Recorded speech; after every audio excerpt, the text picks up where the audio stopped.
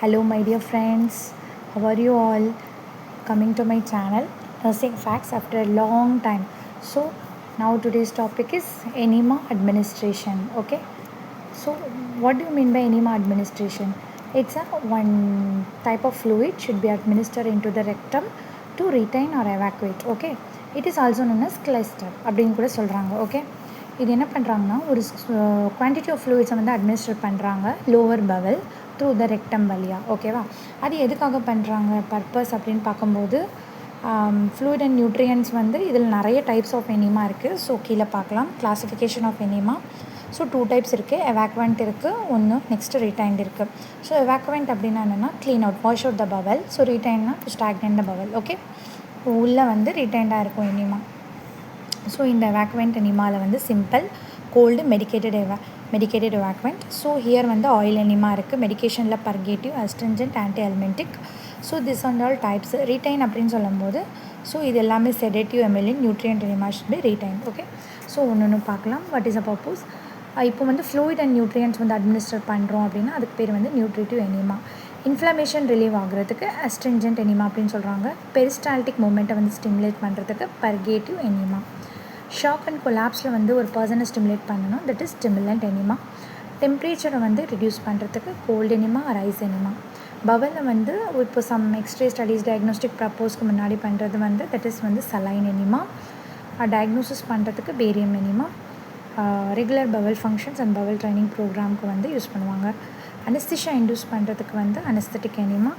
Stimulate defecation, constipation treat பண்ணுறதுக்கு பேர் வந்து simple evacuant enema. Okay, so next வந்து ஃபீக்கல் மேட்ரு வந்து சால்வ் பண்ணுறதுக்கு ஆயில் எனிமா.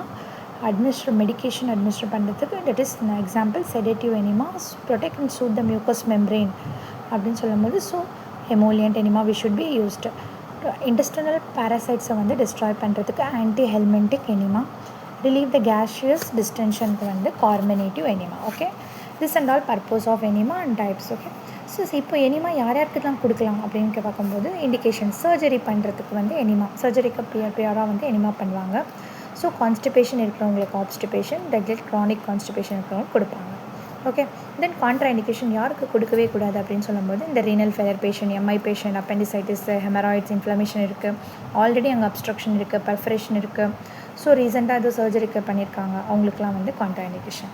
ஓகே, நெக்ஸ்ட் வந்து கிளாஸிஃபிகேஷன் அப்படின்னு பார்க்கும்போது ஸோ நம்ம ஆல்ரெடி பார்த்தோம் retain enema and evacuant enema. Okay, so retain enema அப்படின்னா உள்ளே வந்து ஒரு பர்டிகுலர் டைம் வரைக்கும் உள்ள எனிமா வந்து ஸ்டே ஆகிருக்கும் இந்த ஃப்ளூயிட். எவாக்குவெண்ட் அப்படின்னு சொல்லும்போது it should be clean the bowel. Okay, so adult பார்க்கும்போது அப்ராக்சிமேட்டாக 150 ml. ஸோ எவாக்குவெண்ட்டில் பார்க்கும்போது கொஞ்சம் அதிகமாகவே 1000 ml வரைக்கும் கொடுக்குறாங்க. ஸோ சைல்டுக்கு like that 100 ml, 250 to 500 ml. Okay, சரி, இப்போ இந்த டெம்பரேச்சர் ஆஃப் சொல்யூஷன் அப்படின்னு பார்க்கும்போது ஸோ மோர் தென் 100 தான் இருக்குது. ரிட்டைன் அப்படின்னு சொல்லும்போது உள்ளே இருக்கும்போது 108 Fahrenheit, இங்கே பார்க்கும்போது ஸோ 2 degree வந்து ரிடியூஸ்டாக இருக்குது. ஸோ ஹோல்டிங் டைம் பார்க்கும்போது ரிட்டைனில் வந்து 2 to 3 hours இருக்குது. ஸோ எவாக்குவெண்ட்டில் வந்து 10 minutes தான் இருக்குது. Okay, so this and all retain எனிமாவில் எக்ஸாம்பிள் அப்படின்னு nutritive enema. So only once a time எடி. இது வந்து எவாக்குவெண்ட் அப்படின்னு சொல்லும்போது 1 டைமுக்கு மேலே வந்து நம்ம கொடுக்கலாம் ஒரு நாளைக்கு அப்படின்னு சொல்கிறாங்க. நியூட்ரிட்டிவ் எனிமா வந்து so it should B nutrition also. Okay, so it should be given 4 to 6 times per day. Okay, இப்போது ஐவி ஸ்டாண்டர்டாக ஹைட் எப்படி இருக்கணும் அப்படின்னு சொல்லும்போது 12 inches இருக்கணும் ரிட்டைன் எனிமாக்கு. ஸோ 18 inches வந்து எவாக்குவெண்ட் எனிமாக்கு இருக்கும். Okay, this and all classification.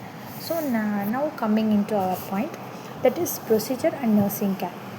First we all know ப்ரொசீஜரை வந்து நல்லா கிளைண்ட் வந்து எக்ஸ்பிளைன் பண்ணிக்கணும், டபுள் செக் பண்ணிக்கணும். அப்புறம் வந்து எந்த டைப் ஆஃப் எனிமா உங்களுக்கு கொடுக்க போகிறோம் அப்படின்னு சொல்லிட்டு கிளியராக இருக்கணும். அதுக்கப்புறம் என்ன பண்ணலான்னா பிளாடர் வந்து நம்ம எம்டி பண்ணணும். ஸோ பெட் பேனோ இல்லை என்ன பாத்ரூமோ வந்து நியர்பை இருக்கிற மாதிரி பார்க்கணும். ஸோ ரொம்ப இம்பார்ட்டண்ட். கிளைண்ட்டை வந்து நம்ம லெஃப்ட் சைட் லைங் இல்லை சிம்ஸ் பொசிஷனில் வந்து நம்ம வந்து படுக்க வைக்கணும். So this is very important, frequently asked question. Okay, next வந்து நம்ம கரெக்ட் சொல்யூஷன் எனிமா வந்து என்ன ஆர்டர் பண்ணியிருக்காங்கன்னு பார்த்துட்டு லியூப்ரிகேஷன் பண்ணி அந்த ரெக்டல் கேத்தீட்டர் வந்து வாட்டர் சால்யூபிள் ஜெல்லியில் லியூப்ரிகேட் பண்ணி அப்போது நெக்ஸ்ட் என்ன பண்ணோம், அந்த லென்த் ஆஃப் த எனிமா டிப்பை வந்து நம்ம ரெக்டத்தில் வந்து இன்சர்ட் பண்ணோம். ஸோ இதில் பாருங்கள் பர்டிகுலராக கொடுத்துருக்காங்க. அடல்ட்டுக்கு வந்து 7.5 to 10 centimeter.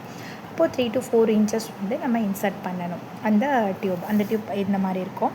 ஸோ பாருங்கள், திஸ் இஸ் வந்து எனிமாவை வந்து இன்சர்ட் பண்ணுறாங்க ரெக்டத்தில். So the patient should be in so left side lying position, Sims position. Okay, so எவ்வளோ இன்சர்ட் பண்ணலாம் அப்படின்னு பார்க்கும்போது 3 to 4 inches அடல்ட்டுக்கு. ஸோ சைல்டுக்கு பார்த்திங்கன்னா so 2 to 2.5 inches. So infant வந்து 1 inches. ஓகே, அப்புறம் வந்து ஸோ இப்போ எனிமா வந்து ரிட்டைன் டைப் அப்படின்னா நம்ம இன்ச்சஸ் வந்து ஐடிஸ்டைன் வந்து 12 inches. So if it is evacuant means it should be 45 centimeter. Okay, suppose patient feel இப்போ இனிமேல் கொடுத்துட்ருக்கோம் கிராம்ஸ் மாதிரி பேஷண்ட் ஃபீல் பண்ணாங்கன்னா நம்ம வந்து ப்ரொசீஜர் வந்து ஸ்டாப் பண்ணிடலாம் அப்படின்னு சொல்கிறாங்க. திருப்பியும் கிராம்ஸ் வந்து சப்சைட் ஆனதுக்கப்புறம் ரீஸ்டார்ட் பண்ணணும். ஓகே, அப்புறம் ரெக்கார்ட் அண்ட் டாக்குமெண்டேஷன் பண்ணணும், அவ்வளோதான். So this is the procedure of enema. Okay, next வந்து இது என்னென்னா ஃப்ளாட்டஸ்ட் டியூப் இன்சர்ஷன் அப்படின்னா என்னென்னா, சப்போஸ் இப்போ கேஷியஸ் டிஸ்டென்ஷன் இருக்குது பேஷண்ட்க்கு ஃப்ளாட்டஸ்ட்னால அது எப்படி எலிமினேட் பண்ணுறது, அதுக்கு தான் வந்து இந்த டியூப் வந்து இன்சர்ட் பண்ணுறாங்க.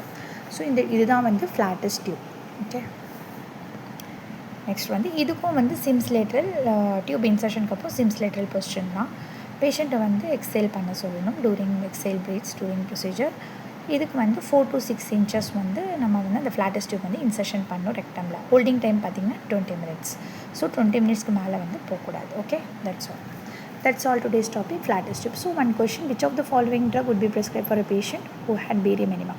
ஸோ பேரியம் எனிமா பண்ணும்போது எந்த ட்ரக் பண்ணோம்? Laxative, neomycin, antacid, zinc.